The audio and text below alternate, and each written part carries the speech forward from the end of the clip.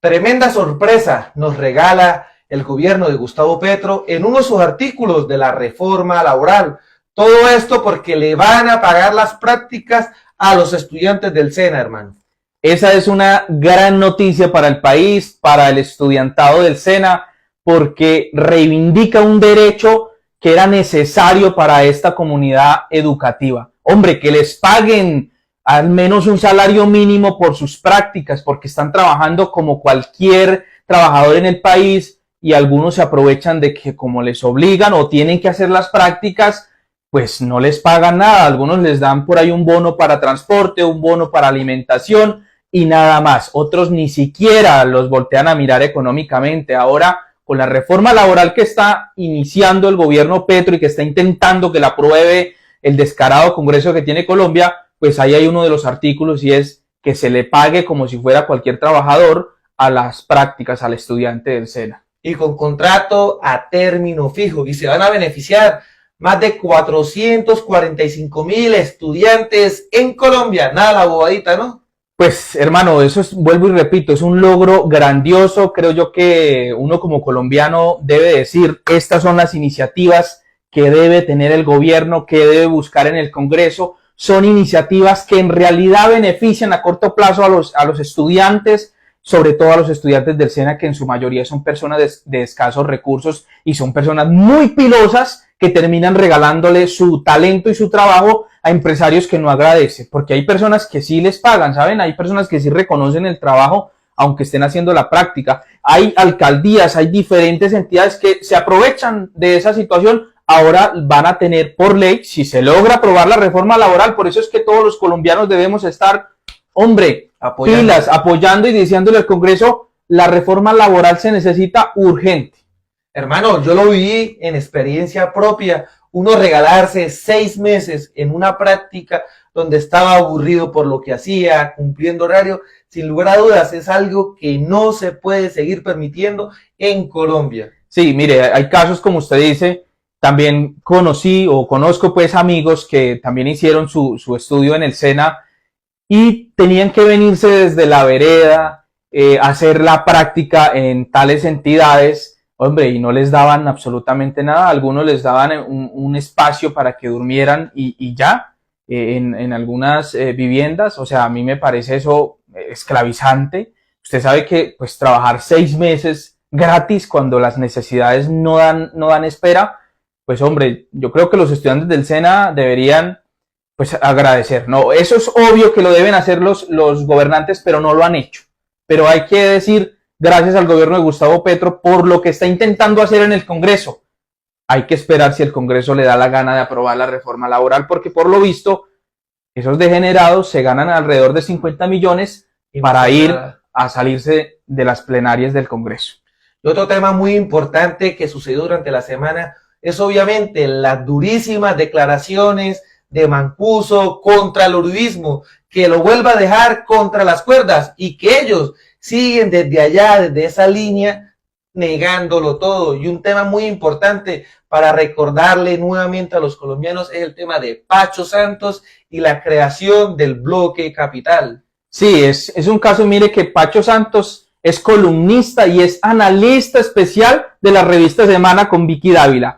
Es impresionante. Y dice Mancuso que Pacho Santos se reúne con él y creo que con Carlos Castaño en Bogotá y les exige, les pide que creen el bloque que se va a llamar Capital de las Autodefensas para que ellos no sufran en la capital, porque la guerrilla en ese entonces pues era complicado. Pero sí, la solución que él vio fue esa, no la que ellos dicen ahora, no, que es que el Estado es el que tiene el poder y el Estado debe acabar con la criminalidad, pero en ese entonces el Estado sí podía llamar a los paramilitares. Ahí está Pacho Santos, ¿no? Que es un solapado y es analista de la revista Semana y de Vicky Dávila. O sea, es una tremenda vergüenza para el país. Además, cuando fue cónsul en Estados Unidos en el gobierno de Duque, estaba buscando traer a Mancuso a Colombia con las condiciones de que Colombia le vendiera el voto a Estados Unidos en el Banco Interamericano de Desarrollo, porque todo estaba listo, que Mancuso fuera para Italia.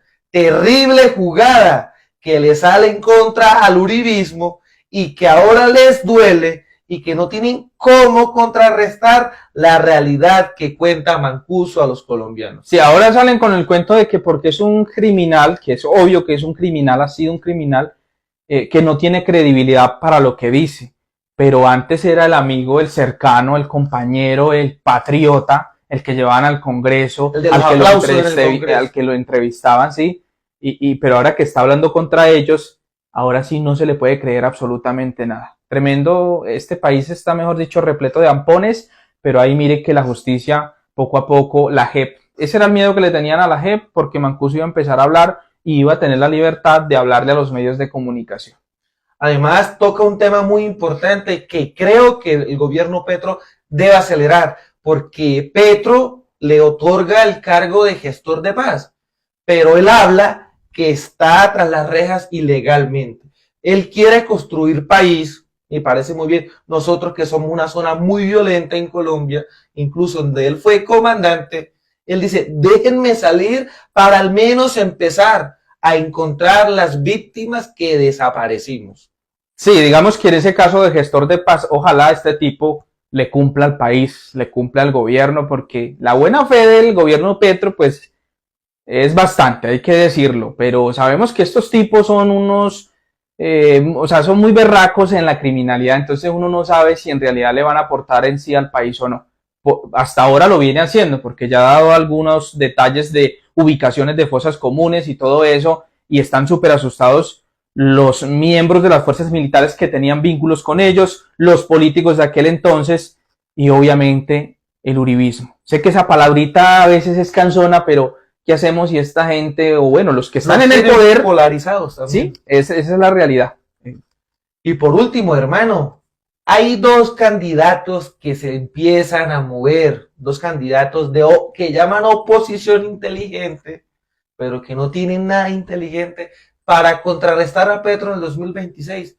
Y uno de ellos ha estado atacando últimamente al gobierno con videos metafóricos, unos videos extravagantes al estilo J.P. Hernández de Hollywood y demás, que es Alejandro Gaviria.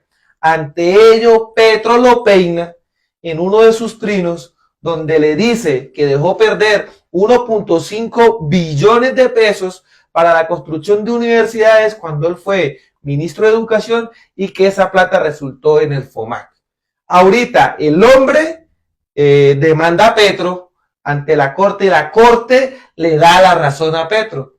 Tremenda cachetada para este señor que empieza a hacer campaña, ya lleva meses haciendo campaña en sus redes sociales. ¿Y cuál ha sido su campaña, Carvajalino? Videos en contra del gobierno. ¿Por qué no hacen videos con argumentos propios? Sí, no los vemos haciendo videos de cómo solucionar los problemas sin nombrar al actual gobierno. O sea, ¿cómo los va a solucionar él cuando sea presidente? No, es que la moda es atacar a Petro. Un tipo que fue nombrado por el mismo Petro y que dijo, Gustavo Petro lo dice en el trino, lo nombré yo y soy responsable de haberlo nombrado, y pues prácticamente dice, la cagué, ¿sí? Lo nombró, luego sale porque se dedicó fue a atacar la reforma a la salud desde el Ministerio de Educación, sale a defender las EPS, lo sigue haciendo, y últimamente lo vemos hablando contra los procesos de paz. O sea, el tipo es experto pues en todo. Sí sabemos que es muy intelectual supuestamente, pero sí que le falta mucha ética y valores a este señor, porque, hombre, después de que le dan la mano, después de que lo invitan a formar parte del país para formar un frente nacional con todas las corrientes políticas, pues la terminó cagando, no terminó haciendo nada, dejó perder un poco de plata. Estamos hablando de 1.5 billones o 1.3 billones, algo así. Hombre, eso es demasiado dinero, y ahora pues se dedica a hablar de cosas simplemente por moda y atacar al presidente Petro para llegar a la presidencia.